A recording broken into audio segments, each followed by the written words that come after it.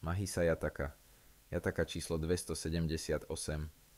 Príbeh o Bivolovi, ktorý zniesol výsmech a ukázal, že dôstojnosť mlčí aj v urážke. Rámcový príbeh. V Jetavanárame žil jeden mních, ktorý pokojne znášal posmech a provokácie od ostatných. Niektorí sa čudovali a hovorili: prečo nič nepovie? Prečo sa nebráni? Buddha im povedal: nie je to prvýkrát, čo niekto mlčí pred urážkami. V minulosti Bivol znášal výsmech opice, nie zo slabosti, ale zo sily srdca. Vlastný príbeh.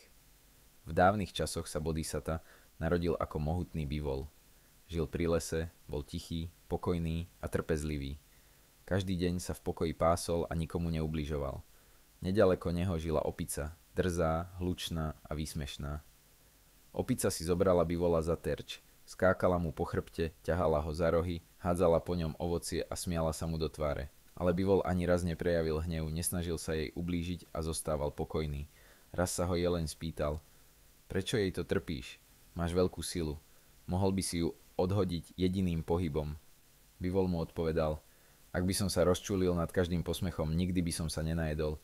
Kto reaguje na každú opicu, stratí mier, aj keď má silu. O niekoľko dní opica začala obťažovať divokého slona. Ten sa rozhneval a jediným mávnutím chobota ju odhodil do rieky. Zranená opica sa vrátila, ale k Bivolovi už nikdy neprišla. Verš. Nie slabý mlčí, ale ten, kto pozná svoju silu. Kto sa nepohne pri každom slove, kráča pevne ako hora a je rovnako nepohnutelný. Záver. Buddha povedal: tým Bivolom som bol ja.